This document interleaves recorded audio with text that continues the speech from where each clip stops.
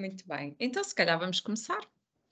Raquel, Partilho eu? queres fazer aí eu vou só explicar um bocadinho o que é que nós vamos aqui fazer. Então, nós estamos aqui num processo de mudança, não é? Em termos de mercado e a sustentabilidade está-se a tornar uma coisa um bocadinho mais complexa, tem associados uma série de requisitos e de obrigações. As empresas, enfim, estão preocupadas com esta matéria, particularmente aquelas que são mais pequenas e têm menos recursos para acompanhar aquilo que está a acontecer. Obviamente as grandes empresas já têm este tema trabalhado, têm equipas capacitadas, mas há muita gente, aliás, a larga maioria ainda está a começar. E uma das perguntas que nos fazem constantemente é por onde é que eu começo, eu quero fazer, eu tenho práticas isoladas, eu tenho alguns instrumentos, nós fazemos algumas coisas, mas gostávamos de perceber para fazer isto de A até Z, como é que nós deveríamos abordar o tema e como é que nós deveríamos fazer este trabalho. Pronto. E, portanto, esta hora, basicamente, visa responder um bocadinho a essa pergunta. Porque, de facto, há aqui uma metodologia que pode ser seguida, é um contributo que nós estamos a dar para esta conversa, há outras entidades com abordagens diferentes, e ao mesmo tempo permite-nos também dizer o que é que nós temos que pode ajudar nesta jornada de sustentabilidade. Pronto. Portanto, nós vamos fazer aqui passar aqui informação. Eu irei começar, a seguir passa para a Raquel e o Ulisses termina no reporting, que é, digamos, a menina dos olhos do Ulisses, que é a parte dos indicadores e dos referenciais internacionais e de tudo aquilo que caracteriza esta parte e que neste momento preocupa imensa gente.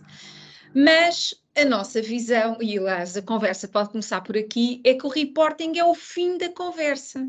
E por isso é que o Ulisses é o último aqui no caso concreto. E, portanto, uma das mensagens que gostávamos de passar é que o reporting não é o princípio, é mesmo o fim. E, portanto, há uma série de coisas que têm que ser feitas antes. E, portanto, é sobre essas coisas que nós vamos falar aqui um bocadinho e tentar-vos passar também alguma informação sobre qual é a nossa abordagem e a forma como nós olhamos para isto.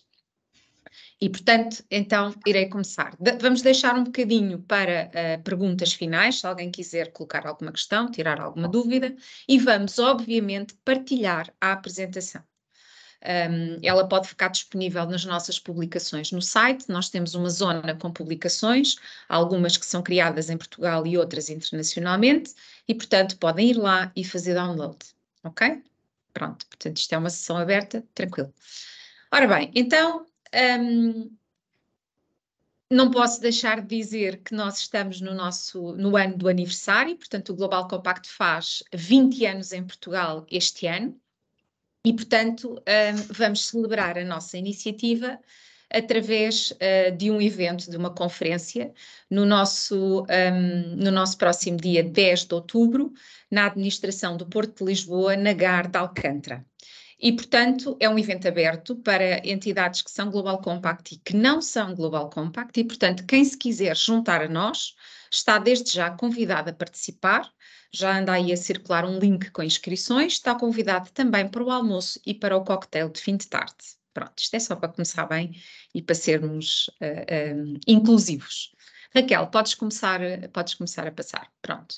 Relembrar também que há 20 anos em Portugal, mas desde o ano 2000 que o Global Compact existe, foi criado por este senhor, que criou muitas outras coisas que vieram agora dar origem ao Lexi, que é ESG, imagine-se.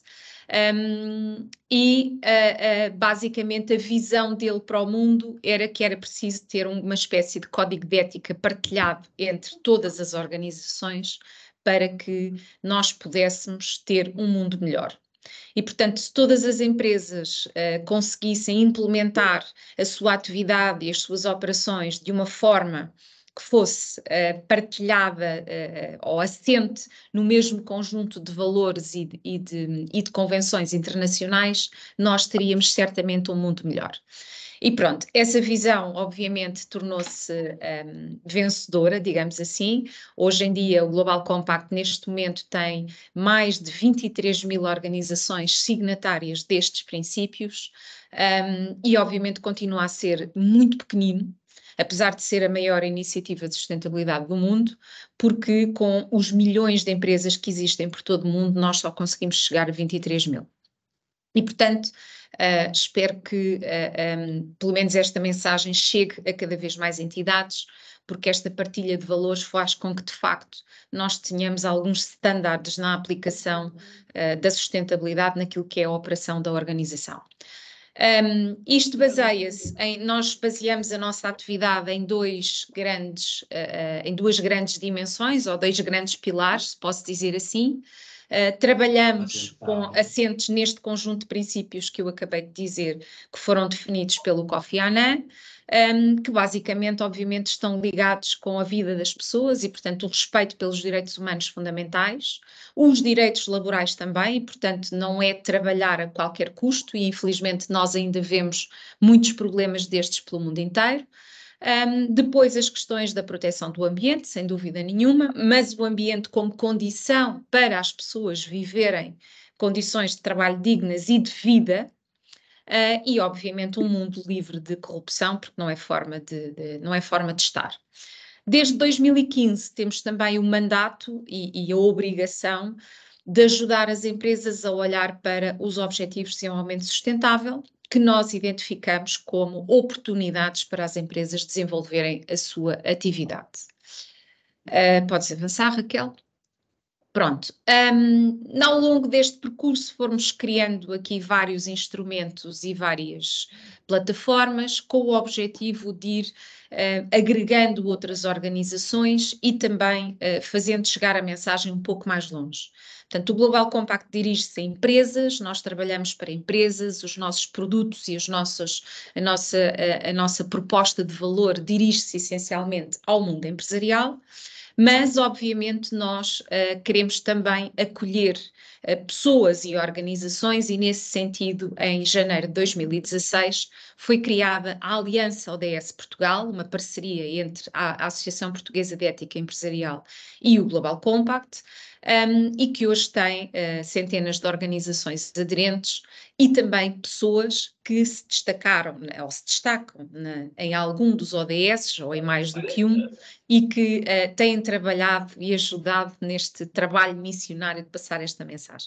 Pronto, esta informação está disponível quer no site da APE, quer no site do Global Compact. Qualquer organização não empresarial pode aderir, não tem custos de adesão e, portanto, juntem-se a nós o máximo que conseguirem, que será sempre bom. Criámos também a plataforma portuguesa para a integridade, que agora tem um novo impulso com a Estratégia Nacional Anticorrupção, e, portanto, o nosso trabalho de sensibilização, de capacitação, de ajudar as empresas a perceber o que é que têm que fazer em determinadas áreas, revê-se agora aqui no relançamento da plataforma portuguesa para a integridade. O que é que temos neste momento programado e aqui em curso?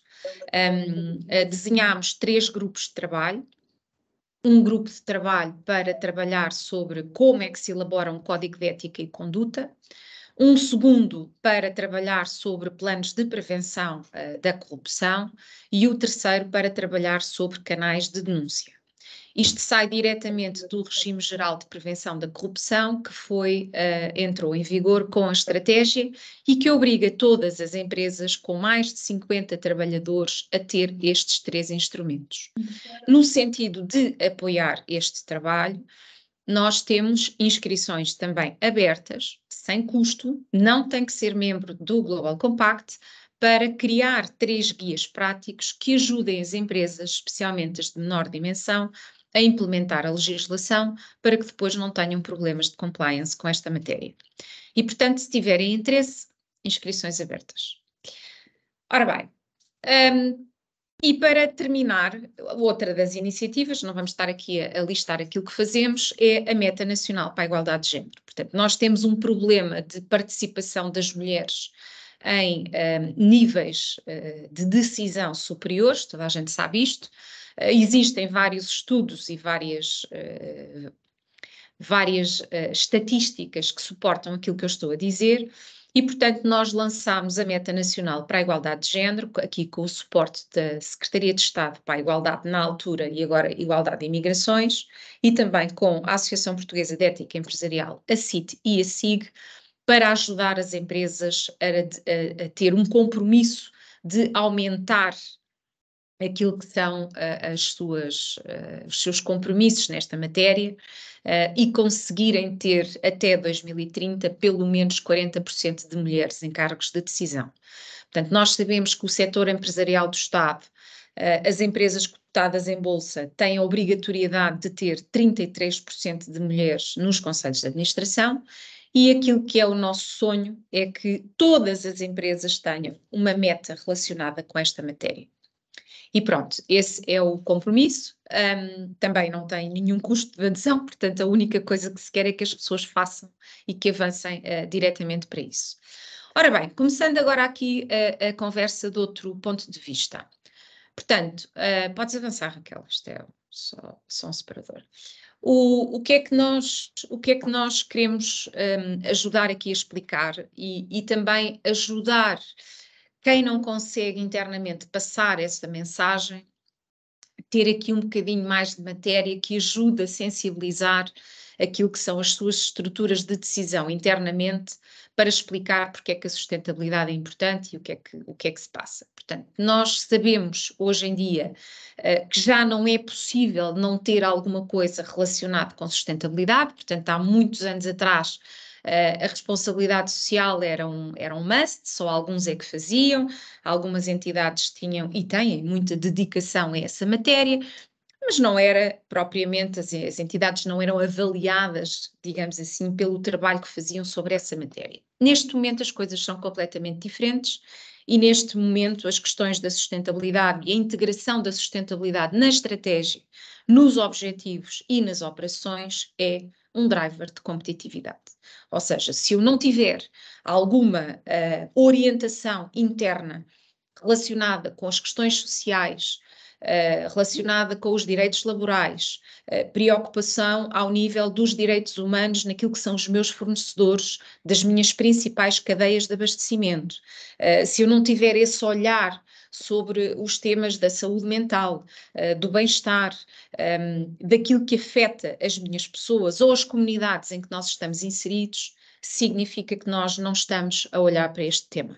E a mesma coisa do lado ambiental, se eu não tiver capacidade de olhar para o grau de eficiência dos meus recursos, o grau de circularidade, as emissões que eu estou a gerar para a atmosfera, o que é que eu estou a fazer pela transição energética, também significa que eu não estou a olhar para as temáticas da sustentabilidade. E também, se eu não olhar para o meu modelo de governação, para a percentagem de mulheres que estão nas estruturas de decisão, para a minha gestão de risco, para a minha gestão de fornecedores, para o meu referencial ético interno para as minhas pessoas, também significa que eu não estou a olhar para o pilar económico. Pronto. E, portanto, neste momento, isto faz parte do básico da gestão de qualquer empresa. O que é que nós encontramos no mercado? Encontramos entidades que, obviamente, têm muitas destas coisas. Não há problema, Raquel, podes avançar. Encontramos no mercado muitas entidades que têm estas coisas dispersas, mas não estão estruturadas naquilo que pode ser chamado de uma estratégia de sustentabilidade, mas estes elementos estão presentes. Podem não estar todos formalizados, podem não estar arrumados de acordo com os pilares da sustentabilidade ou do ESG, mas depois o Ulisses fala sobre isso mais daqui a pouco.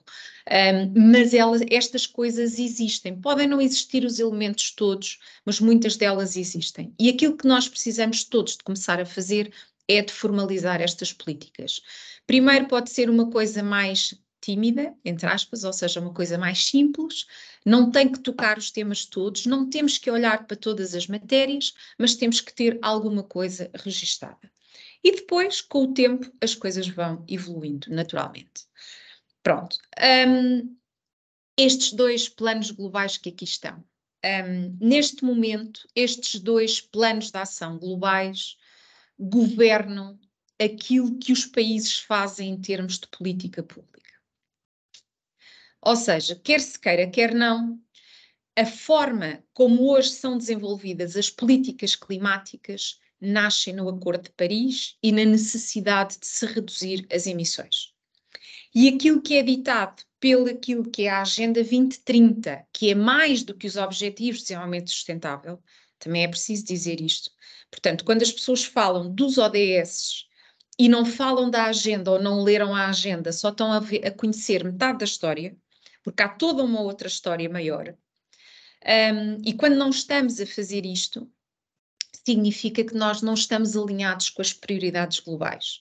Se não estamos alinhados com as prioridades globais, provavelmente também não iremos ter as melhores políticas que nos permitem sobreviver no futuro. E, portanto, uma grande atenção para estes 2 grandes planos de ação, que obviamente são dirigidos a governos, essencialmente, mas que depois os governos transformam em políticas públicas e que depois acaba por vir parar à nossa legislação nacional, que é aquilo que está a acontecer neste momento. Para dar o exemplo concreto, Acordo de Paris, temos o Green Deal, que é a estratégia da Europa para a inclusão social e para se tornar verde, e essa estratégia tem como objetivo ser o primeiro continente do mundo neutro em carbono. Daí nasce a Lei Europeia do Clima e muitas outras coisas que eu não vou aqui explorar, e temos hoje uma necessidade absoluta de ter as empresas a trabalhar sobre a redução das emissões. Mesmo que não seja por via da legislação, que ainda não está efetivamente na prática, temos as grandes cadeias globais e temos os grandes compradores a pedir aos seus fornecedores para trabalhar sobre esta matéria, porque isso impacta as suas emissões. E temos também preocupações ao nível das condições de trabalho, do trabalho digno, do trabalho infantil, das migrações, de todos estes temas que vêm todos da Agenda 2030 e dos Objetivos de Desenvolvimento Sustentável, que nós pedimos muito que as pessoas olhem para as metas dos Objetivos de Desenvolvimento Sustentável e não apenas para os quadradinhos atraentes e coloridos que nos apetece imenso ver, mas que depois não sabemos às vezes muito bem o que é que está por trás. Continuando, basicamente, e não fazendo isto apenas porque é importante para o mundo, mas porque é importante para a empresa, e se calhar o pequeno empresário percebe isto melhor, não é? Ou seja, mas porque é que eu tenho que me estar a preocupar com as políticas do mundo? Eu tenho é que me preocupar com a minha empresa. Pronto. A verdade é que nós hoje, enquanto empresas, estamos muito expostos a diversos tipos de riscos que vêm precisamente das condições do planeta e das condições sociais em que nós todos nos encontramos. Portanto, sabemos que as alterações climáticas trazem um imbalance do sistema, e esse imbalance do sistema altera tudo, não é? Porque alterando o clima, depois altero as questões da água, da biodiversidade e da agricultura. Tudo isso fica alterado por causa das alterações climáticas. Mas também tem outro fenómeno, que é, começam a existir cada vez mais, e nós, enfim, basta abrir a televisão para ver, riscos físicos significativos. Ou seja, nós temos cada vez mais cheias, mais incêndios, mais catástrofes, mais sismos, enfim, todos os fenómenos extremos da natureza, que eram mais raros, passaram a ser automáticos. A partir do momento que isto acontece, significa que as minhas infraestruturas, os meus hotéis, as minhas fábricas, as minhas estradas, se eu for um município, tudo isto fica em risco. Pronto. Quando fica em risco, significa que se eu for produtor de parafusos para a indústria automóvel e se eu tiver um problema com a minha fábrica, eu vou causar uma disrupção na minha cadeia de abastecimento.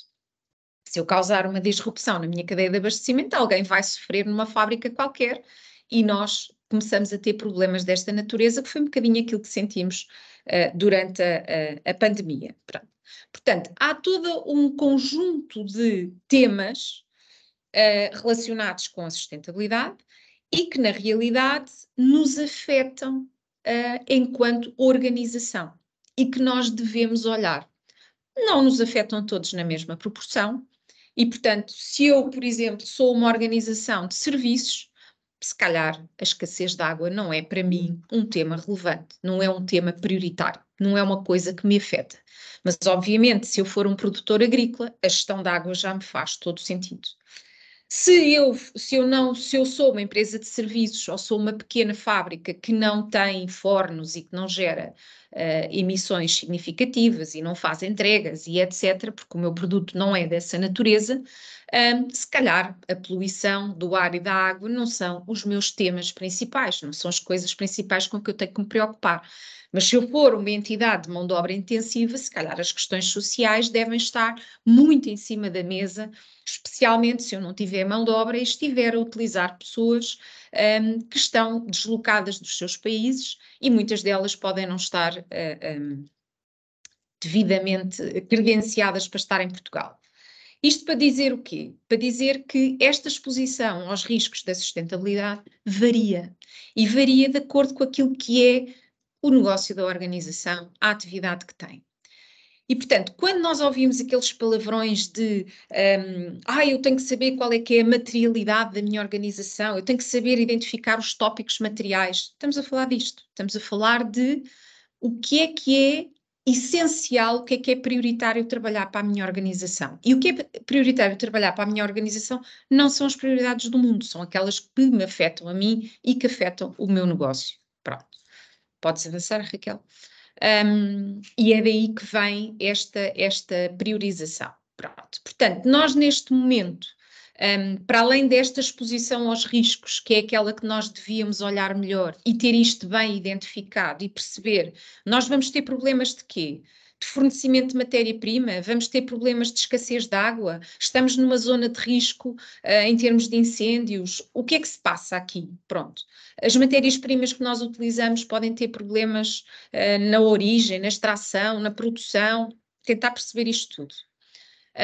E as questões sociais também. E depois, Raquel, volta atrás só um minuto, desculpa. Pronto. E depois temos também impulsionadores ou drivers legais e regulatórios, ou seja, temos neste momento uma série de organizações, uma série de entidades, melhor dizendo, a colocar leis em cima disto.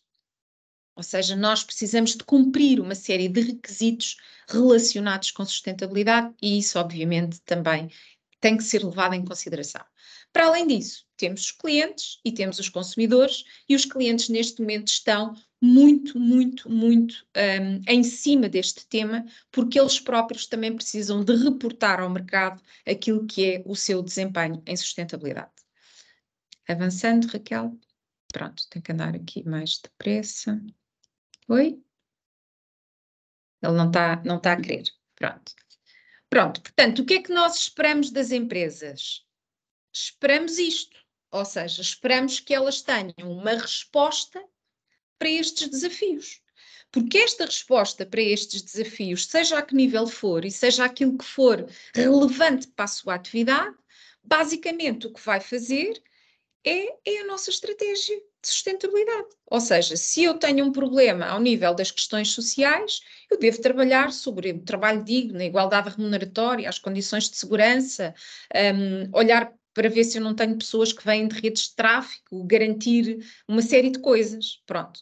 E esse é um tema material para mim. Eu devo olhar para essa matéria. Ou então o meu problema é água. Se o meu problema é água, eu devo trabalhar sobre a gestão da água, ou sobre a gestão dos resíduos, ou sobre 3 ou 4 coisas que me são ou pedidas pela legislação, obrigadas pelos meus clientes, ou porque eu considero que devem ser objetivos centrais da minha organização. Portanto, se globalmente cada entidade estiver a abordar os tópicos sobre os quais tem maior impacto da sua atividade, nós podemos dizer que estamos a trabalhar com negócios responsáveis. E se cada entidade fizer a sua parte, nós conseguimos nivelar melhor o mundo. Basicamente é isto. Avançando, Raquel. Eu tenho que andar mais depressa. Estás a andar para trás e não para a frente. Pronto. Ora bem, e devemos fazer isto porquê? Primeiro, porque isto obviamente melhora o mundo, mas também melhora os sistemas económicos. Ou seja, qualquer organização, se quer ter clientes que lhe comprem e quer ter sociedades que se desenvolvam, ela própria também tem que contribuir para esse ecossistema. Se eu não pagar às pessoas adequadamente, elas não têm dinheiro para gastar. Se elas não têm dinheiro para gastar, em algum ponto da vida, os meus produtos e os meus serviços também não serão vendidos. Portanto, quando nós estamos a fazer a nossa parte, basicamente nós estamos também a trabalhar para todo o ecossistema que depois também nos devolve a nós. Basicamente, pode-se dizer isto. Pronto, como é que queremos fazer isto? Qual é a nossa proposta? É fazer isto através de uma abordagem baseada num conjunto de princípios universalmente aceitos. Ou seja, os nossos 10 princípios para nós são o mínimo denominador comum para fazer qualquer coisa em sustentabilidade. E se toda a gente seguisse esta regra, nós estaríamos melhor, provavelmente, do que aquilo que estamos hoje. Andar? Certo? Pronto. Um contributo da nossa parte sobre o por onde começar e o que fazer. Pronto. Como eu dizia, e só para recordar, todas as entidades têm atividades, políticas, procedimentos, iniciativas relacionadas com esta matéria nos pilares todos. Toda a gente tem. Pronto. Só que não lhe chama assim. Não usa os termos certos porque não sabe, não é? Pronto. Portanto, a primeira coisa que nós devemos fazer internamente é organizar tudo o que temos, porque há aqui duas questões. As entidades mais pequeninas não têm tempo nem recursos para olhar para isto e, portanto, às vezes não conseguem identificar bem o que é que está aonde. As entidades muito grandes sofrem de um problema inverso, que é, têm muitos recursos e muitas caixinhas em que as coisas estão divididas e às vezes as inter-relações entre as coisas não são todas conseguidas. E, portanto, as coisas estão lá, mas depois elas não são articuladas de uma forma que passe a mensagem completa, digamos assim. Portanto, a nossa proposta e o nosso conselho é que, primeiro, comecem por organizar o que fazem por cada pilar da sustentabilidade, portanto, todas as iniciativas, todas as políticas internas relacionadas com esta matéria. Pronto. Depois tentar perceber o que é que vocês têm que cumprir. Mas eu estou obrigada a fazer o quê? Por exemplo, pegando nas questões anticorrupção, agora eu tenho que ter um código de ética e de conduta, tenho que ter um código de prevenção do assédio, tenho que ter um plano de prevenção da corrupção, tenho que ter um canal de denúncia. O que é que eu tenho que ter mais? O que é que eu tenho que cumprir em termos ambientais, em termos de saúde e segurança, em termos de direitos laborais? Pronto, vamos ver tudo o que temos que cumprir. Pronto. Depois tenho que pensar, eu estou a trabalhar para quem? Quem é que faz pressão sobre mim para eu para eu apresentar dados relacionados com sustentabilidade? Normalmente são os clientes. Pronto. E depois, ter um conjunto de objetivos. Ok, então já sabemos o que é que temos, vamos agora definir aqui alguns objetivos para nós próprios, para saber onde é que nós vamos estar, ou para onde é que nós queremos ir sobre esta matéria. Associar, obviamente, métricas a tudo isto, olhar para os objetivos de desenvolvimento sustentável e ver se eu tenho ali alguma oportunidade também. Ou seja, quais são as metas que eu estou a impactar quando eu estou a trabalhar sobre a sustentabilidade da minha organização. Pronto.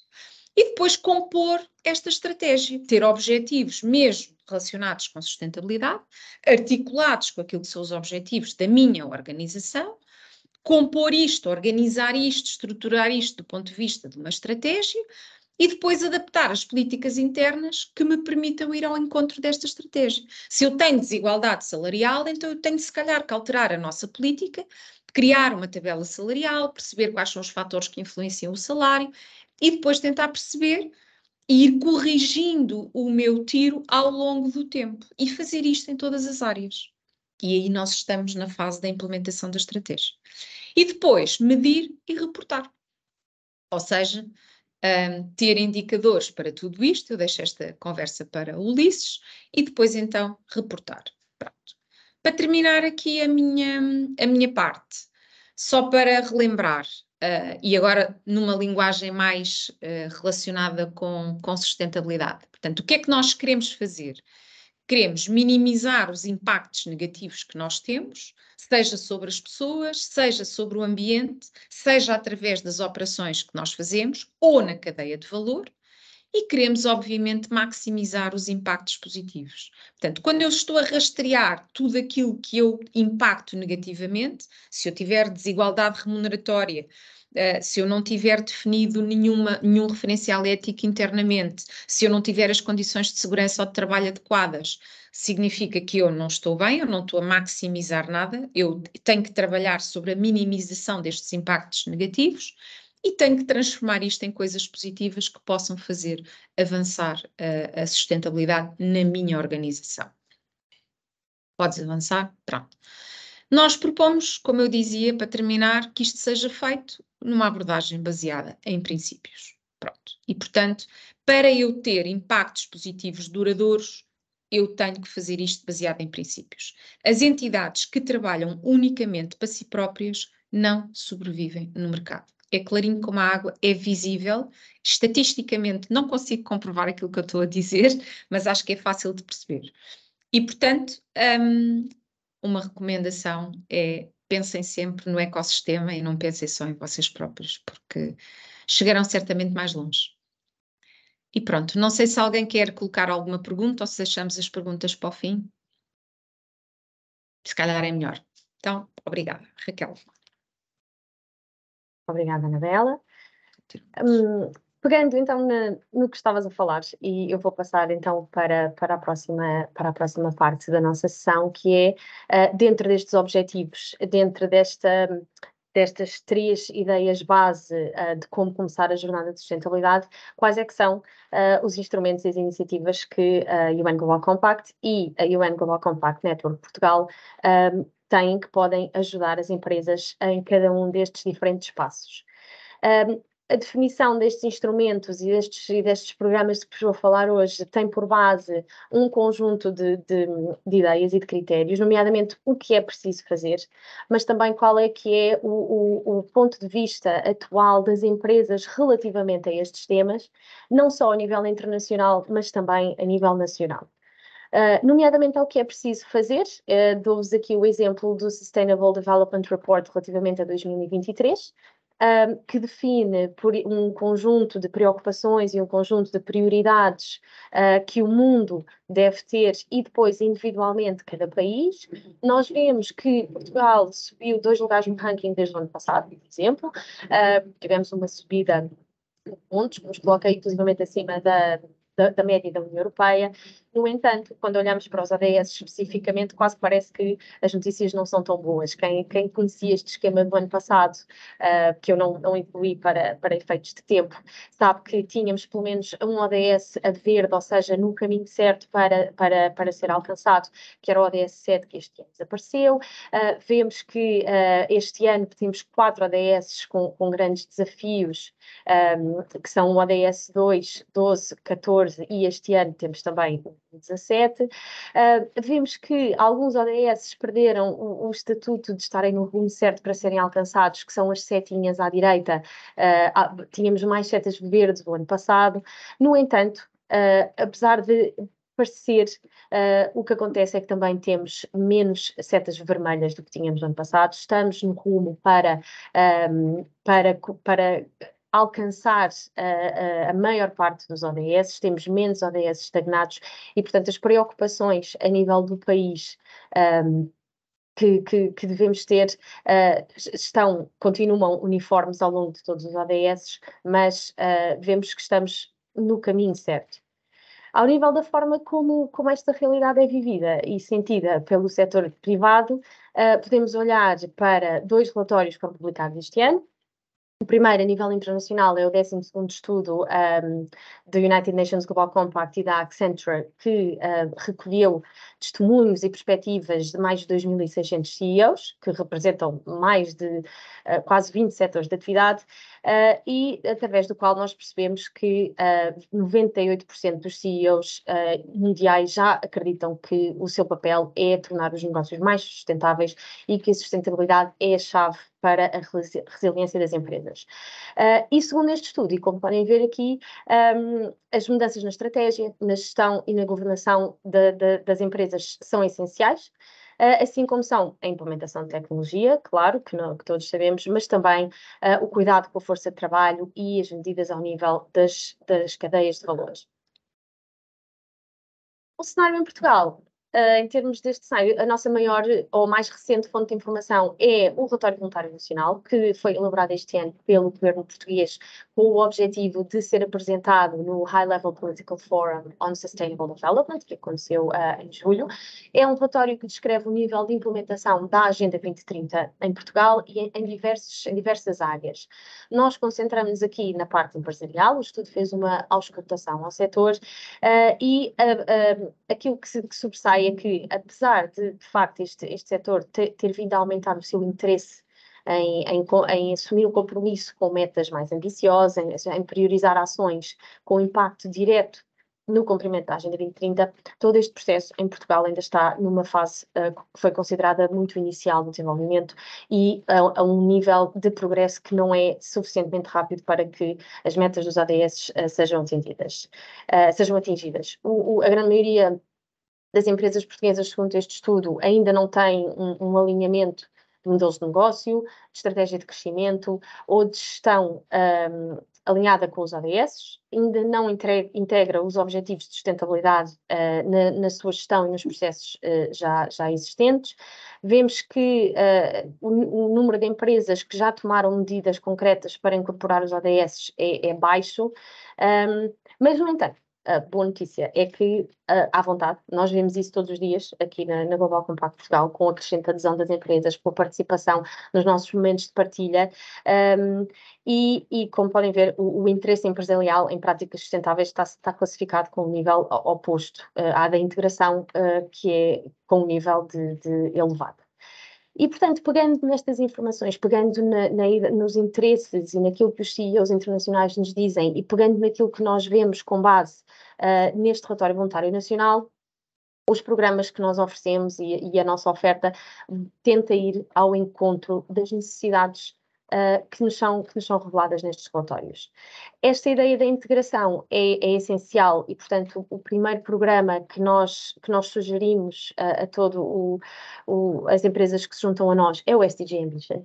O SDG Ambition é um programa acelerador que tem como objetivo ajudar as empresas a integrarem os Objetivos de Desenvolvimento Sustentável na sua estratégia, na sua gestão, de forma organizada e para ir de encontro àqueles 3 grandes passos que a Anabela definiu há poucos minutos da jornada de sustentabilidade. Fazer um diagnóstico, definir e implementar uma estratégia e depois medir e reportar o nosso progresso. A análise de maturidade é feita através de uma ferramenta UN Global Compact, que dá um conjunto de prioridades que as empresas podem trabalhar, e depois a definição de uma estratégia é feita através da abordagem SDG Ambition, que consiste em 8 passos que definem todos os que incluem todos os passos necessários então para a definição desta estratégia. E que tem por base um conjunto de benchmarks, um conjunto de objetivos que é urgente implementar no setor privado, não só porque são os mais importantes, mas também são aqueles em que estamos mais atrasados. Quando o objetivo identificado pelas empresas é a igualdade de género, que nós sabemos através do CEO Study da UN Global Compact, que é também uma grande prioridade para as empresas internacionais, a criação de uma força de trabalho inclusiva e equitativa, o progresso faz-se por aí. Nós sabemos através de um relatório que é o Global Gender Gap Report, que muito ainda há a fazer. Portanto, o gap global de género encontra-se neste momento ainda nos 68,4 e ao nível de progresso que vamos atualmente, vamos demorar 131 anos a alcançar a plena igualdade de género no mundo. Vemos que, para o tema que nos interessa aqui em concreto, a categoria de oportunidades e participação regrediu como resultado da pandemia. E sabemos que em Portugal, na verdade, as coisas não são diferentes. Portugal ocupa o 3º lugar no ranking geral, de um conjunto de 146 países. Ao contrário do cenário global, a categoria Oportunidades e Participação Económica não é aquela que obtém menos pontuação. No entanto, ainda nos encontramos no 32º lugar do ranking internacional E quando olhamos para diferentes indicadores nesta categoria, percebemos que há espaço de melhoria. Temos um gap ainda muito grande no que diz respeito à representação feminina na força de trabalho.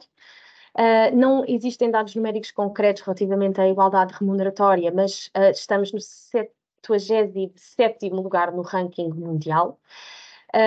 Estamos, de facto, em primeiro lugar no ranking mundial no que respeita ao equilíbrio dentro do conjunto de trabalhadores de áreas profissionais e técnicas, mas caímos para o número 51 ao nível de cargos da representação feminina em cargos de liderança, tal como a Anabela também já referiu, é um problema.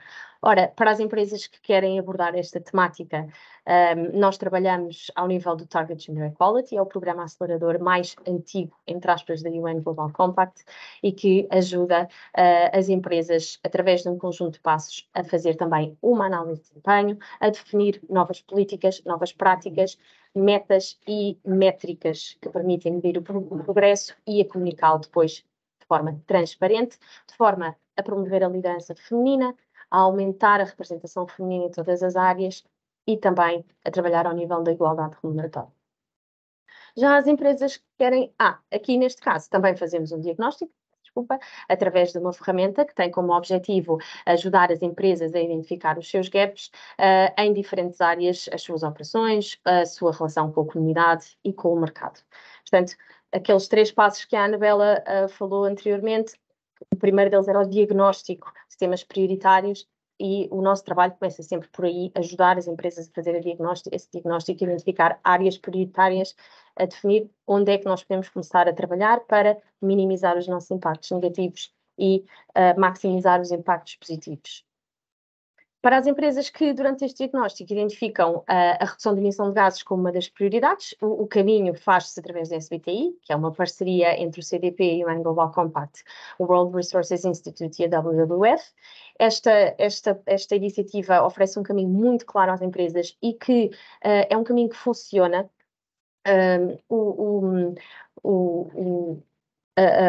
A SBTI lançou ontem o seu relatório mais recente, que mostra que houve uma evolução muito grande relativamente à forma como as empresas olham para a questão da definição de metas baseadas na ciência, com um aumento de 87% de definição de metas durante o ano 2022, o que significa que foram definidas mais metas de redução de emissões baseadas na ciência durante o ano 2022 do que no conjunto dos 7 anos anteriores, desde a sua fundação. A Science Based Targets Initiative vai agora entrar num processo de aumento de ação, anunciaram isso esta semana, e a definição de metas com esta iniciativa garante que elas são definidas de forma clara, transparente, mas também perfeitamente alinhada com a ciência. O business case para a definição de metas está muito claro. O objetivo de fazer isto é não só ir ao encontro às expectativas dos stakeholders, aumentar a competitividade, antecipar alterações regulatórias e aproveitar novas oportunidades de mercado por trás da transição de carbono e nos estudos da própria SBTI, aquilo que os executivos e que os CEOs dizem é que isto é uma verdade. Muitos referem ao aumento da resiliência regulatória, ao aumento da confiança dos investidores, a melhoria da reputação da empresa e da vantagem competitiva. Para quem quer estabelecer metas de redução de emissões, trabalhamos este objetivo através do Climate Ambition Accelerator, que é um programa que, através de 3 módulos, ajuda as empresas a criarem uma base de conhecimento alinhada com a ciência sobre o que é que são as emissões de gases com efeitos de estufa, como é que se faz o cálculo dessas emissões, quais é que são as ferramentas, as abordagens e as metodologias da SBTI, como é que vamos desenvolver estas metas e implementar métricas de acordo com o setor em que trabalhamos e depois como é que vamos pôr em prática as estratégias de redução de emissões, não só de âmbito 1 e 2, nas nossas próprias operações, mas também ao longo da cadeia de valor. Tudo isto através de um conjunto de ferramentas que é comum a todos os programas e que incluem e-learnings, sessões globais com peritos e sessões depois localizadas com pessoas, peritos nacionais. Finalmente, o CEO Study da Global Compact e da Accenture também confirmou a importância que hoje em dia se coloca ao nível da gestão de cadeias de valor. Esta importância não está apenas relacionada com termos financeiros, mas também da criação de cadeias de valor socialmente responsáveis, através da melhoria da capacidade que cada empresa tem para recolher dados e para ter visibilidade sobre as suas cadeias de valor e sobre potenciais impactos que elas estejam a causar. Esta tendência também reflete as atualizações regulatórias mais recentes, sobretudo ao nível da União Europeia, e a nova diretiva sobre o dever de diligência devida das empresas em matéria de sustentabilidade, e que estabelece exatamente o dever das empresas de identificar, por termo, prevenir, remediar e reportar sobre eventuais impactos negativos que as atividades das suas empresas, das suas subsidiárias e das suas cadeias de valor possam ter. Ora, o mais recente programa da UN Global Compact está exatamente direcionado para isto e, através de um conjunto de 6 passos, ajuda as empresas a avaliarem a sua maturidade a este respeito, a compreenderem a ideia da sua responsabilidade, da responsabilidade empresarial em matéria de defesa dos direitos humanos, a analisarem a sua cadeia de valor e identificarem impactos, a fazerem uma priorização desses impactos e fazer a análise do seu envolvimento e da forma como deverão abordar cada um desses impactos. E depois, como sempre, em todos os programas Global Compact, ajuda as empresas a pôr em prática um plano de ação com métricas de progresso. Ajuda também, acompanha também na identificação de stakeholders e na forma de comunicar com eles de forma eficaz e transparente, e também na definição de mecanismos de remediação e de reclamação eficazes. Tudo com o objetivo de ajudar as empresas a percorrerem os passos do processo de diligência devida em matéria de direitos humanos. Os programas aceleradores do Global Compact vão então ao encontro daquilo que são as principais prioridades em termos de ODS, mas também em termos dos CEOs internacionais e nacionais. Para além destes programas aceleradores, a biblioteca do UN Global Compact e os recursos do site da UN Global Compact Network Portugal também incluem um grande conjunto de guias, alguns deles mais teóricos, outros muito práticos, para trabalho em diferentes áreas, seja ela a integração dos ODS, seja a questão das emissões, o trabalho nas cadeias de valor. E a Academia UN Global Compact também tem um enorme conjunto de ações, de formas de capacitação para as empresas participantes UN Global Compact e que procuram ajustar-se às necessidades das empresas, procuram ajustar-se e ir ao encontro às principais temáticas que a maior parte delas estão a trabalhar neste momento. E eu dou como exemplo, e também na sequência daquilo que a Anabela referiu, as PMEs estão hoje em dia cada vez mais a ser chamadas a prestar dados, informações, a colaborar com as grandes empresas nas responsabilidades que estas grandes empresas têm ao nível da sustentabilidade e, portanto, uma das áreas de trabalho que tem vindo a ser desenvolvida e que agora está disponibilizada na Academia Global Compact de forma aberta é, por exemplo, um curso para as PMEs, para as ajudar a começarem a sua jornada de sustentabilidade. E todos os nossos programas que eu acabei de apresentar também têm sempre esse lado, não são só para grandes empresas, são para qualquer empresa, independentemente do percurso, do ponto em que se encontrem na sua jornada para a sustentabilidade. Eu espero ter coberto tudo o que era importante e vou agora passar, sem demoras, a palavra ao Ulisses. Obrigado, Raquel. Deixem-me só dizer, eu vou ter que me ausentar, que eu tenho uma reunião agora às 11.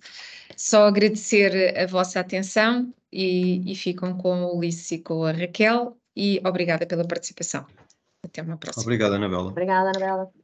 Bom, então, a boa notícia no meio disto tudo é que já aqui há imensas pistas para que as empresas possam iniciar a sua jornada na sustentabilidade. Portanto, tudo aquilo que foi dito é depois vertido naquilo que são as comunicações anuais das organizações sobre o seu desempenho em matéria de sustentabilidade. Raquel, podes avançar? Bom, então, recuperando aqui esta nota sobre o CEO Study que foi feito pelo Global Compact e pela Accenture este ano, na verdade, desde 2013 para 2022, há de facto uma noção da parte dos CEOs, da gestão de topo, de que o negócio tem que se tornar sustentável, ou seja, temos que governar as nossas organizações de forma responsável para que, de facto, o caminho seja a sustentabilidade. E isso é bem evidente quando olharmos para a realidade do Global Compact, para as empresas do Global Compact, em que 98% têm, de facto, esta ideia bem vincada e já bem elencada e redigida a escrito naquilo que são os seus compromissos. Podes continuar, Raquel. Como é que podemos avançar? Portanto, pegando naquilo que já foi dito e pegando naquilo que eventualmente também nos chega muitas vezes, que é, mas nós sentimos que isto da sustentabilidade está a acontecer, mas na verdade parece que as organizações não estão a fazer nada. Na verdade, este estudo também foi feito em 2023, portanto é recente, refere que de facto há 63% das empresas que estão a lançar novos produtos e serviços mais sustentáveis, portanto, e isto também são indicadores de sustentabilidade que estão presentes na diretiva da União Europeia, mas também noutros referenciais internacionais e estão presentes também no reporting do Global Compact anual. Depois temos aqui também um indicador interessante, 55% estão a melhorar a recolha de dados de sustentabilidade nas suas cadeias de valor. Portanto, aqui a preocupação deixou de ser só a minha organização, mas a quem eu compro os produtos que depois entram no meu ciclo de produção e, eventualmente, também na cadeia de valor jusante. E 49% estão a investir em fontes de energia renováveis. Portanto, isto aqui penso que é bem visível também por aquilo que tem sido a realidade aqui em Portugal, em que há cada vez mais organizações e até nas nossas casas já existe muito esta preocupação em adaptar as nossas fontes de energia para fontes de energia ou energias renováveis. Raquel? Sobre o que reportar.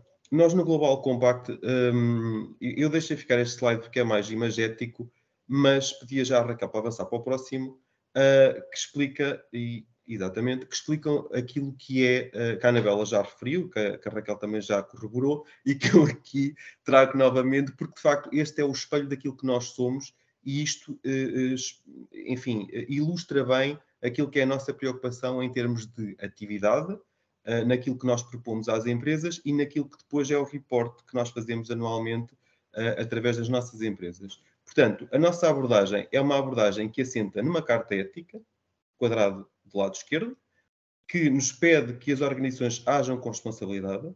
Isto é um compromisso que foi feito desde sempre no Global Compact. Portanto, quando uma organização entra no Global Compact, o seu CEO assina este compromisso. Estes 4 domínios, direitos humanos, trabalho, ambiente e anticorrupção, depois desenrolam-se em 10 princípios e, portanto, para todos esses princípios existem neste momento indicadores. E aquilo que é pedido às organizações, atrás, Raquel, é que elas identifiquem oportunidades, através desta carta ética, identifiquem oportunidades naquilo que é a Agenda 2030.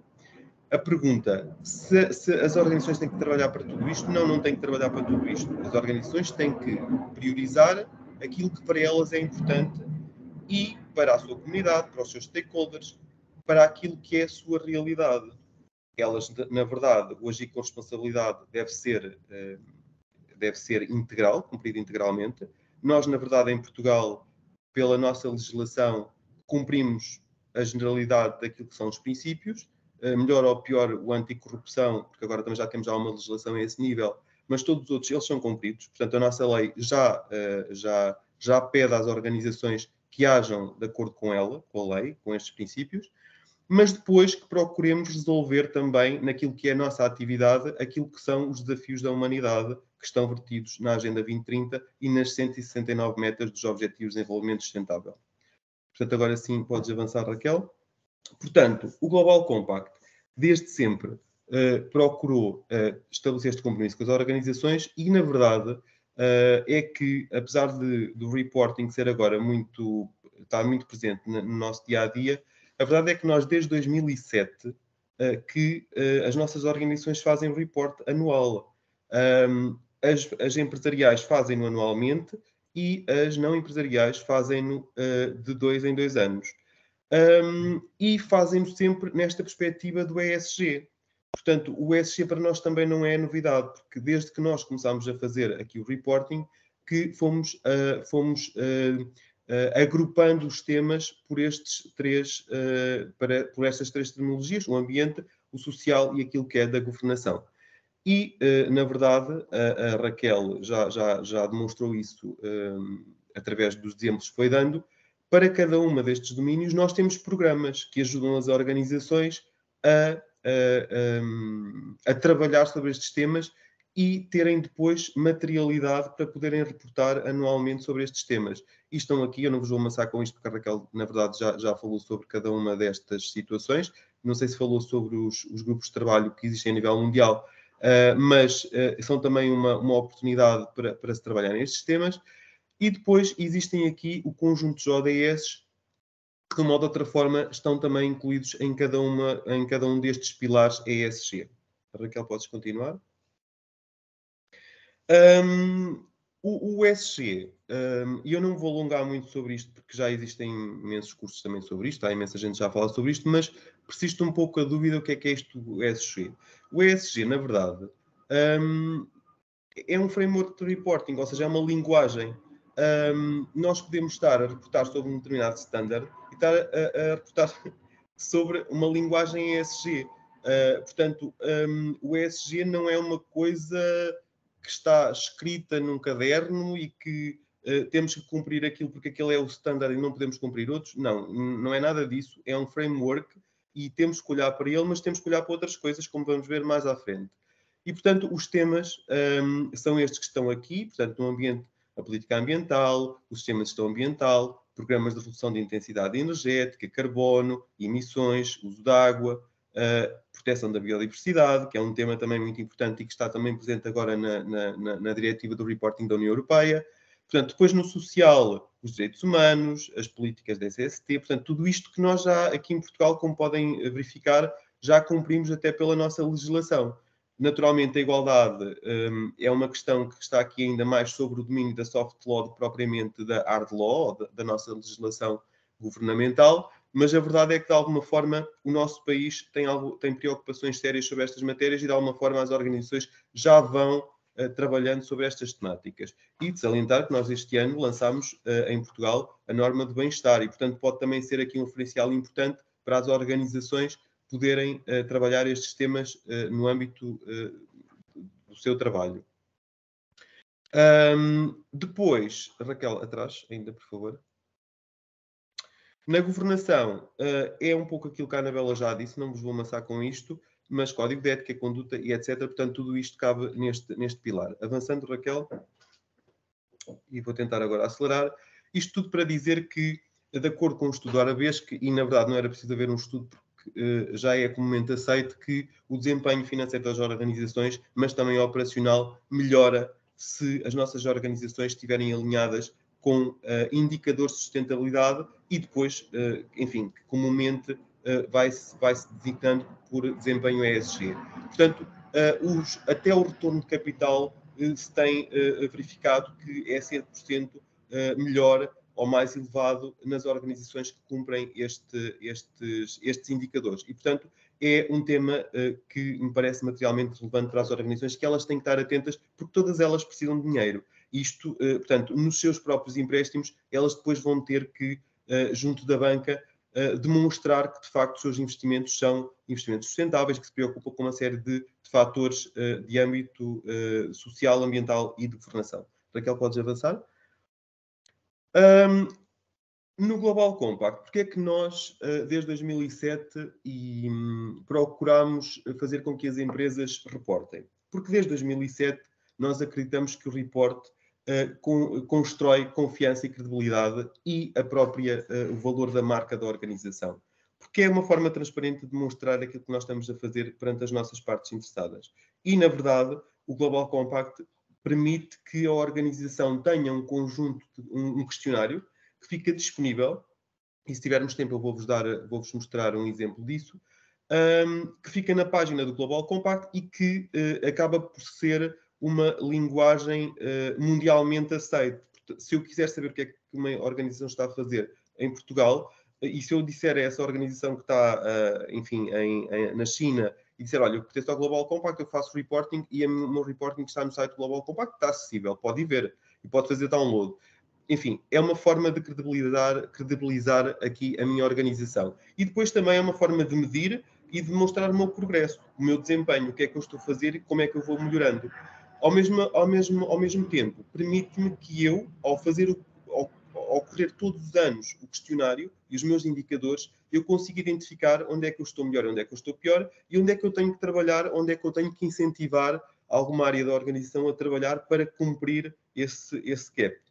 E, ao mesmo tempo, permite aqui também fazer uma comparação entre pares, ou seja, eu posso me comparar com outras organizações que também estão no Global Compact e que, na verdade, estão a fazer também o reporting anual sobre estas matérias. A Raquel, podes avançar? Eu vou tentar agora acelerar, porque às tantas estamos a ficar também sem tempo, para depois também dar espaço para respostas.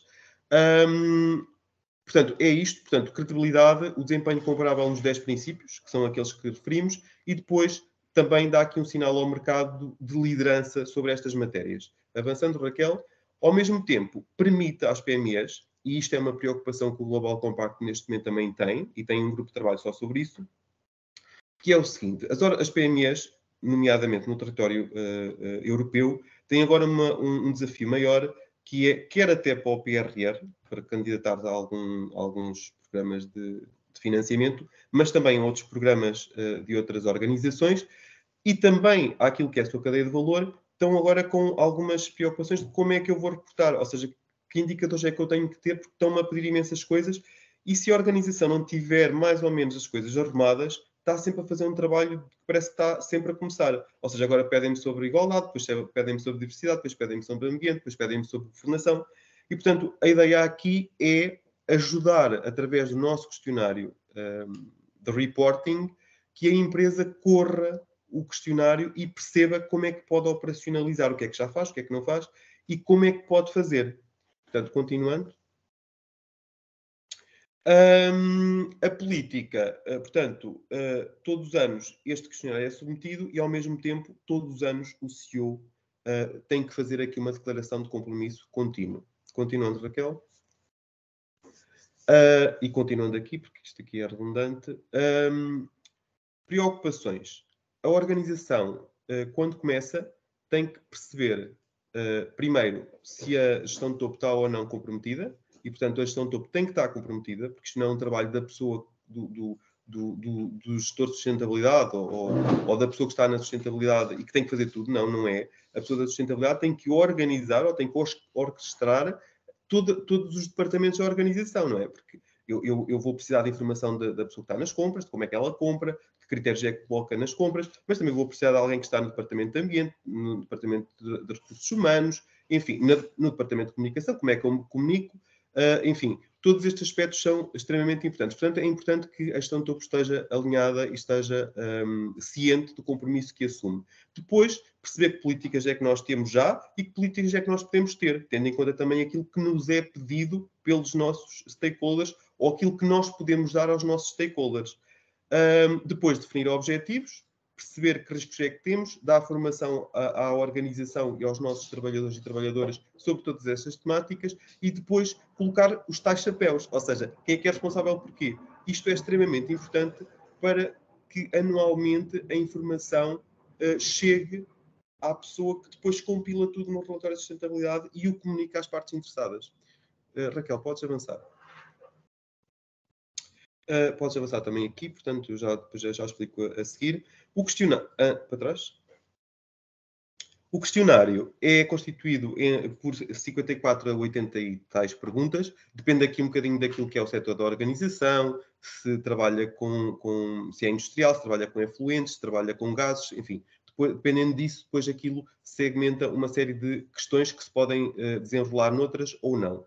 De qualquer forma, para dizer que, e para desmistificar isto do reporting, isto não é nada assustador. Acho que a nossa ferramenta, que começou este ano, portanto, é uma nova ferramenta que o Global Compact iniciou este ano com um aperfeiçoamento e mais alinhada com referenciais internacionais, nomeadamente o GRI, o que possibilita sempre às organizações que, se não têm informação disponível, ela possa ser colocada como não está disponível, ou não é aplicável, ou é desconhecida, ou é desconhecida, mas nós vamos colocar isso na nossa agenda de plano de ação para daqui a 2 anos termos esses indicadores. Portanto, tudo isto permite que a organização, por um lado, reporte, faça o seu comunicação de desempenho e, por outro lado, comece a identificar aquilo que é necessário, mas que de facto ainda não estão a fazer.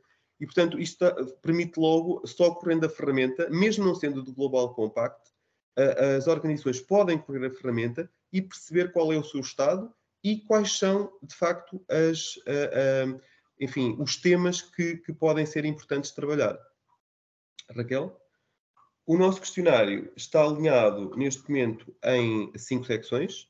Uma de governação, direitos humanos, trabalho, ambiente e anticorrupção.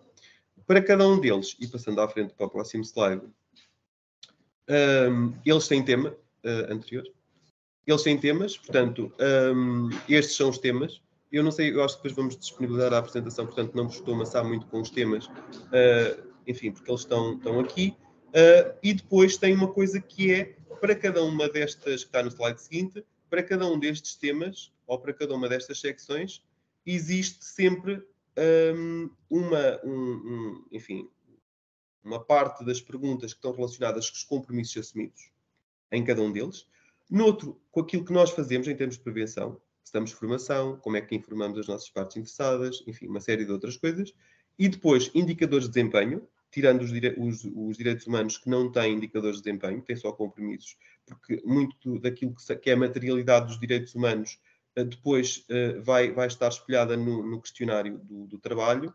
E depois uma última secção onde nós podemos dar informação adicional sobre outras medidas que estamos a desenvolver, ou se existiram algumas situações que merecem a nossa atenção, como é que nós remediamos isso? E, portanto, existe uma secção para essa parte. Passando à frente, Raquel. Portanto, podes passar. Passando agora em revista as secções todas, a governação tem as políticas, o tipo de prevenção é que se faz, preocupações, mecanismos de reclamações, aspectos de formação, indicadores sobre remuneração de executivos, da composição do board, tendo em conta aqui aspectos de diversidade, e depois a garantia dos dados. Na parte, passando à frente, esta parte da governação tem aqui, por exemplo, no desempenho, a remuneração dos executivos e a composição do board. Portanto, estes são indicadores importantes que depois são vertidos aqui. Não obstante, haver aqui outras questões que podem ser colocadas. Podes passar, Raquel? Acho que passaste 2 vezes. Para trás? Direitos humanos, exatamente. Portanto, como eu referi, os direitos humanos é um questionário diferente dos outros, porque tem materialidade e não tem o desempenho. Ou seja, aqui o que pede à organização é que ela identifique quais são os temas materialmente relevantes para ela ao nível dos direitos humanos. Por exemplo, se a minha organização trabalha com um fornecedor, enfim, não queria aqui atribuir, de Bangladesh, por exemplo, eu posso ter aqui que colocar aqui algumas coisas relacionadas com aspectos, enfim, mais pertinentes que possam ser significativos nesse país, para os meus fornecedores desse país, que cá não fariam sentido. Portanto, se eu tenho fornecedores nacionais, eu não tenho que me preocupar com, por exemplo, com o trabalho forçado ou com outras coisas idênticas, à partida, mas se eu trabalhar com fornecedores que estejam localizados em algumas periferias, onde estes temas são temas sensíveis, então eu tenho que juntar aqui alguma materialidade ao meu questionário. E a partir daí também se desenrolam perguntas relacionadas com isso. Passando à frente, Raquel. Podes passar também à frente. Nas práticas laborais, eu volto aos compromissos e ao meu desempenho. Passando à frente também, só dar aqui alguns indicadores de desempenho. Enfim, para trás. Portanto, aqui o acordo coletivo de trabalho, a percentagem de mulheres em cargos de liderança. Aqui, e este também foi um objetivo de lançar a meta em Portugal, que é aquele programa que foi explicado anteriormente, para ajudar aqui as organizações também a cumprirem este indicador. O rácio de remuneração, a frequência de acidentes e a taxa de incidentes. Passando à frente. No ambiente, e é em tudo idêntico ao anterior, temos aqui o desempenho da ação climática, as emissões, indicadores para a energia, para a tecnologia, para a água, que depois subdivide uma quantidade de setor, dependendo do setor, subdivide aqui uma série de outros indicadores, a biodiversidade, o uso da terra, as florestas, o ar e depois também os resíduos. As políticas aqui foram aquelas que viram, portanto, abrange basicamente, eu diria que abrange quase tudo. Portanto, alterações climáticas, água, oceanos, enfim, tudo aquilo que está neste momento e que são preocupações mundiais. Raquel, avançando. Na anticorrupção, em termos de indicadores, e quando nós lançámos a plataforma portuguesa para a integridade, foi numa altura em que a legislação portuguesa ainda não tinha nada sobre a matéria. A plataforma, apesar de ter sido relançada este ano, ela já existia, enfim, eu penso que ela foi lançada em 2019, salvo erro, ou 2018. E foi já numa ótica de permitir às organizações terem aqui uma forma de trabalhar estes temas, que depois também pode ser reportado neste relatório. O que, no desempenho, no questionário de anticorrupção, é sobretudo relacionado com os incidentes do ano e com incidentes dos anos passados que não foram reportados, mas que este ano estão a ser reportados. Notas importantes para este questionário. É sobretudo centrado nisso e depois que medidas corretivas é que nós temos e que programas de compliance ou anticorrupção ou que plataformas coletivas dos países, por exemplo, aqui nós temos a PPI, é que as organizações estão envolvidas para poder trabalhar estes temas. E, portanto, tudo isso depois cabe dentro deste questionário. Passando à frente, Raquel. Estou quase a terminar. Portanto, este é um cronograma que aplica sobretudo a participantes do Global Compact, mas eu quis trazê-lo aqui porque ajuda também aqui, de uma forma geral, as organizações a organizarem a sua forma de preparar o reporting. Portanto, nós temos aqui um período de reporting que é entre março e julho, portanto, é basicamente o primeiro semestre, e todo o outro tempo que temos durante o ano é de preparação, ou seja, é de dar formação às equipas, explicar quais é que são os nossos indicadores, fazer um grupo de trabalho ou um comitê de sustentabilidade, ou o que for, para envolver todas as partes interessadas da organização, para conseguir identificar que materialidade é a minha, ou seja, o que é importante para mim, que indicadores é que eu vou escolher para dar resposta a isso, tendo em conta aquilo que é importante para mim, mas também importante para aquilo que me exigem, quer seja pela legislação, mas também pelas minhas partes interessadas relevantes. E, portanto, existe isto. Nós aqui no Global Compact, como fazemos o reporting durante um determinado período de tempo, temos depois um período de benchmark, ou seja, em que são feitos estudos e avaliações, enfim, relatórios que trazem, enfim, a realidade reportada sobre a forma de estudos comparativos e etc., por setor, por área geográfica, etc. Portanto, esta também é uma mais-valia importante que nós temos aqui no Global Compact. Raquel, passando à frente. Pronto, estes questionários aqui, apesar disto ser uma plataforma mundial, isto, portanto, está traduzida em 6 línguas oficiais da ONU. Em Portugal, normalmente, nós recomendamos que seja respondido em inglês, porque é uma linguagem mais universal. Isto é uma plataforma, portanto, este relatório vai ficar na plataforma mundial, portanto, vai poder ser acedida por qualquer empresa ou organização ou interessado em qualquer parte do mundo. E, portanto, inglês parece-nos ser aqui a melhor linguagem. Mas a verdade é que a organização pode preencher na linguagem, pode escrever, dar respostas em português, se assim o entender, naquilo que são as explicações. Pode incluir também relatórios de sustentabilidade ou outros documentos que acho importante, nomeadamente compromissos, etc. E, portanto, tudo isto fica então na tal plataforma acessível a toda a gente. Passando ao próximo slide. Pronto, a COP, quando foi feita, e a COP mudou de 2021 para 2022, para dar uma resposta, ou melhor, para se alinhar com referenciais já utilizados mundialmente.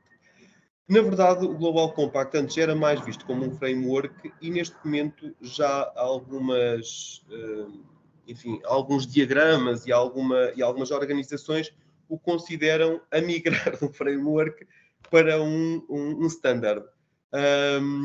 Porque de facto começa a ter aqui indicadores importantes e uma metodologia de reporting muito, enfim, muito organizada e muito alinhada com aquilo que são referenciais internacionais. De qualquer forma, o relatório neste momento está alinhado com a diretiva, aliás, com o GRI e com, ainda não está com a diretiva da União Europeia, vai ser agora em outubro deste ano, na revisão que for feita, vai ser introduzido, pelo menos assim esperamos, a diretiva europeia, mas de facto o relatório já está alinhado com esses estándares internacionais, de forma a que as organizações que preenchem o Global Compact, mas que já preenchem outros estándares e que os metem nos seus relatórios de sustentabilidade, não tenham um trabalho acrescido naquilo que se refere à informação que introduzem aqui na COP do Global Compact. Passando à frente. Eu escolhi este slide final e antes de depois passar aqui às notas finais, só para vos dar aqui uma ideia e para sistematizar um pouco e para arrumar se calhar as ideias. Então, o primeiro quadrado tem aqui, ou o primeiro retângulo tem aqui aquilo que é a nossa legislação ou aquilo que são os estándares europeus. Portanto, que basicamente aqui aspectos importantes, não obstante existirem mais, mas esta sessão não é propriamente para explicar isso, mas existem aqui dois que são extremamente importantes para nós, em Portugal. Um é a diretiva, que penso que já toda a gente deve ter ouvido falar, que neste momento já tem standards, são 12, e que, se os consultarem, vão ver que muitos deles se cruzam com aquilo que é a informação do Global Compact.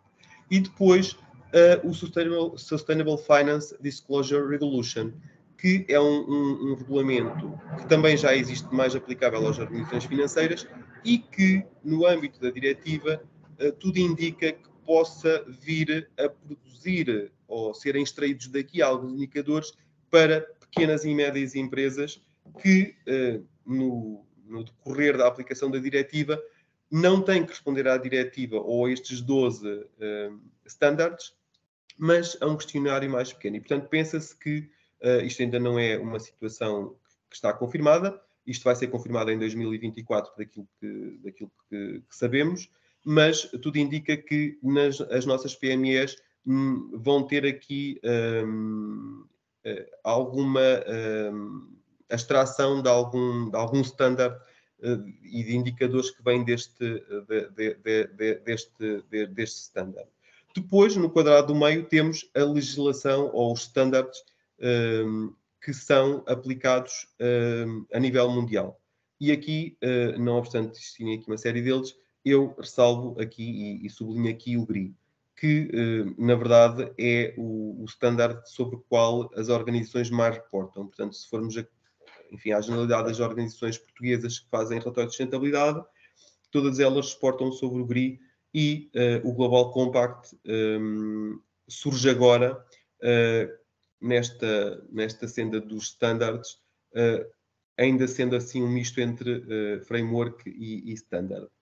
A verdade é que quando o Global Compact produziu esta nova ferramenta, teve a preocupação de produzir também um caderno, um guideline, que está disponível, eu já vos passo aqui o endereço disso, que cruza aquilo, para trás, Raquel, que cruza aquilo que é os indicadores e as questões do relatório COP, do Global Compact, e faz aqui, elenca aqui quais é que são os princípios do Global Compact que está a cumprir, quais é que são os princípios GRI que está a cumprir, que princípios do Climate Disclosure Standards está a cumprir e ainda que indicadores, metas da Agenda 2030 é que está a cumprir. Portanto, para quem está a começar e quem precisa de algum documento orientador, esse guideline que eu vou colocar aqui no chat pode ser uma ferramenta importante para poderem começar a perceber isto. Pus aqui embaixo o ESG e a Agenda 2030 porque, de facto, ou seja, tudo isto existe porque temos este enquadramento, este contexto global. A linguagem ESG, portanto, arrumar os temas de acordo com os aspectos ambientais, sociais e de governação e esta preocupação em resolver os problemas da humanidade. Na Europa, nós e as nossas empresas têm que estar atentas um pouco àquilo que é o retângulo da direita, mas dando aqui espaço também para aquilo que vai sendo pedido por organizações que estão na sua cadeia de valor e que não estão no espaço europeu. E que lhes podem pedir outras coisas. E, portanto, aí o segundo retângulo pode ser também importante. Sendo certo que o Global Compact acaba por harmonizar um pouco aquilo que é as solicitações mais frequentes e arruma a informação de uma forma, enfim, que eu diria que para participantes pode ser aqui uma boa solução de compromisso, pelo menos numa fase inicial, para começarem a ter também o seu relatório de sustentabilidade. O que é certo é que uma empresa que hoje entra no Global Compact e que não tenha sequer relatório de sustentabilidade para o ano, quando fizer o primeiro reporting, naquilo que ele fizer, vai-lhe produzir automaticamente um documento que pode ser utilizado como relatório de sustentabilidade, ou pelo menos como um relatório do desempenho da sua sustentabilidade, daquilo que está a fazer em matéria de sustentabilidade. E, portanto, era sobretudo isto que vos queria transmitir. Eu vou-vos agora colocar aqui no chat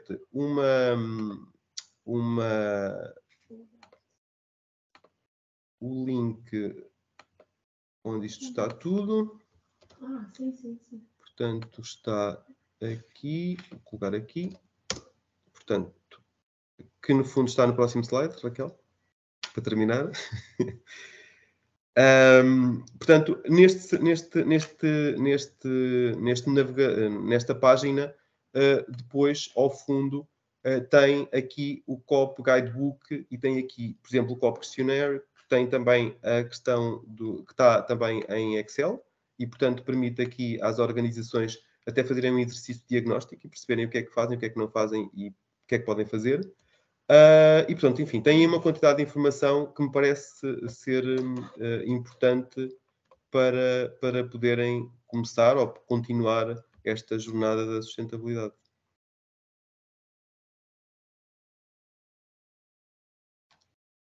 E agora, se calhar, espaço para perguntas.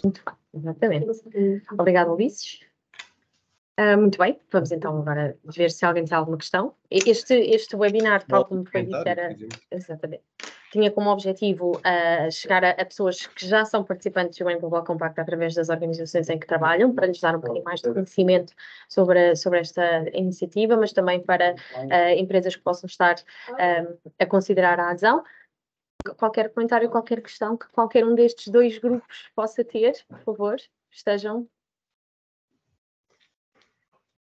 aqui ou através do chat. Podem levantar a mão se quiserem ou colocar qualquer questão que possam ter na conversa da nossa sessão.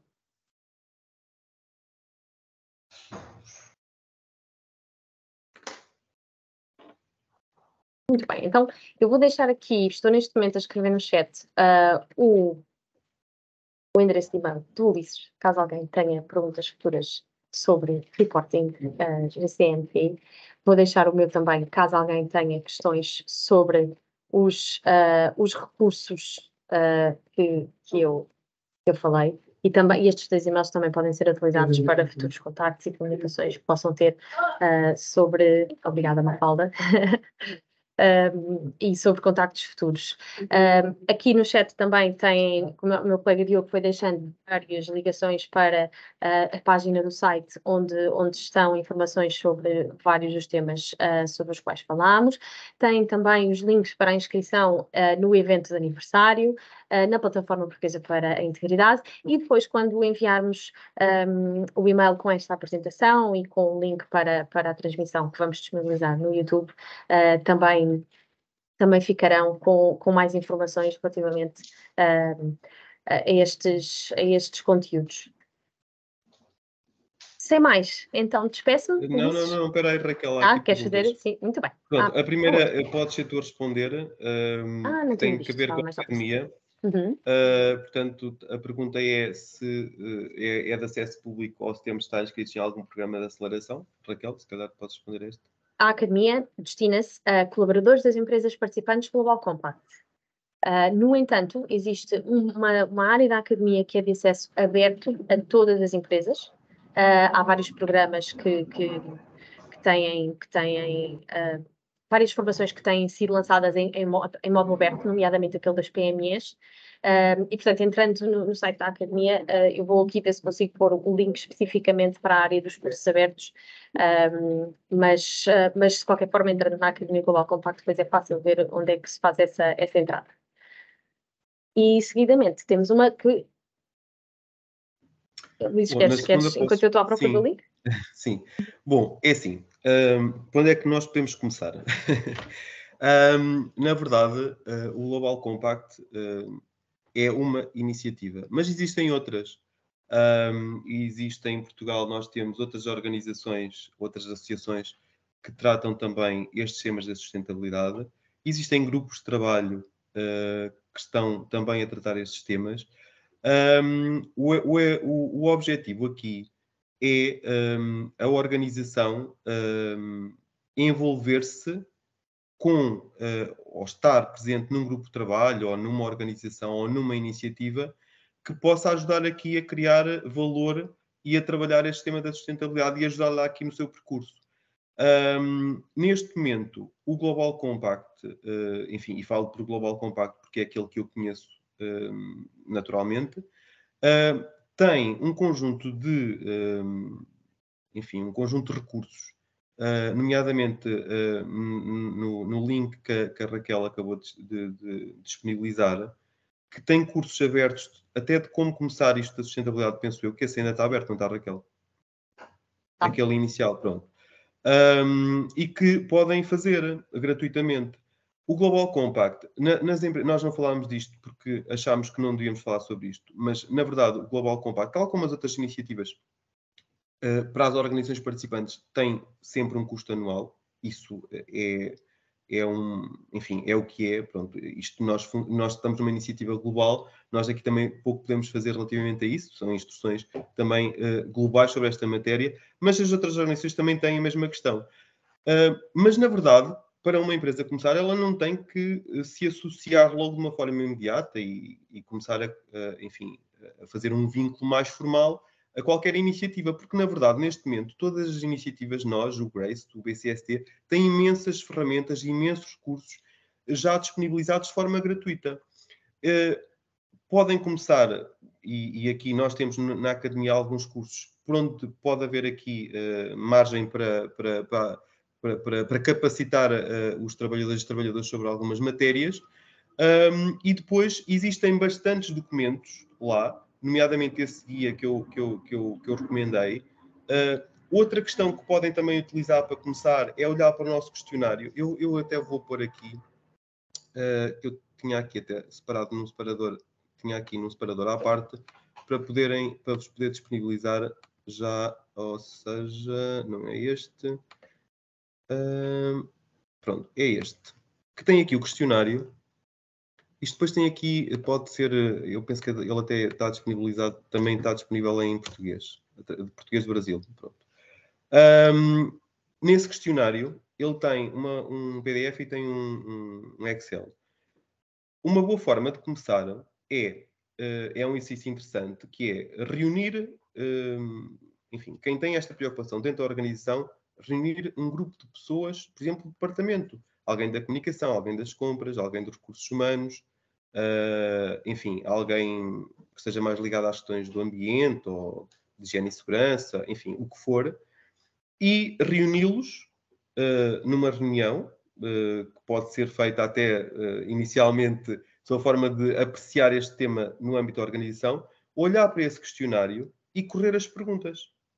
Portanto, isso pode ser uma boa forma de começar, que é Então, em direitos humanos, o que é que eu tenho, o que é que não tenho? Então, se eu não tenho, se calhar faz sentido começar a olhar para isto e ter. Mas muitas vezes o que acontece é que a organização já tem. A organização não tem é isso formalizado. Nós temos compromissos e cumprimos a lei. Isso não está formalizado e reduzido a escrito. Então nós às vezes achamos que não temos ou que não cumprimos. Mas a verdade é que nós já cumprimos. E, portanto, toda essa organização pode ser feita através desse questionário, que é gratuito. Pronto, isto está aí disponibilizado. Isso pode ser uma boa forma de começar, diria eu.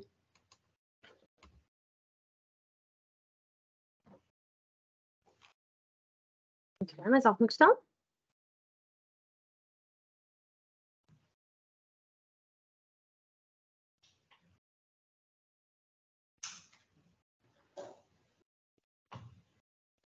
Obrigada a todos. Obrigada pelos comentários no chat também. Ficamos muito contentes por terem achado este nosso webinar interessante, assim como a informação que partilhamos. Continuamos ao dispor para partilhar mais informação através dos nossos contactos. O nosso site também está sempre atualizado com as últimas notícias, com as últimas publicações, o nosso LinkedIn e também as nossas redes sociais. E, portanto, esperamos voltar a ver-vos em breve. Dia 10, não é, Dia 10 de Raquel? outubro, mais...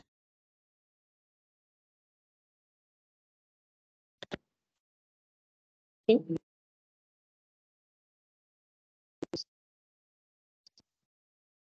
Ok, acho que estamos a ficar sem microfone. Dia 10, mais concretamente, exatamente. E obrigada a todos. Estava sem microfone, não é? Pois é, Pois, estava assim. Não, estava eu a dizer, até dia 10, onde nos vamos encontrar. Portanto, a entrada é gratuita, inscrevam-se, apareçam, participem e celebrem estes 20 anos connosco no Porto de Lisboa. Exatamente. Muito obrigada a todos. Um resto de bom dia e um bom fim de semana. Bom fim de semana, bom dia, obrigado.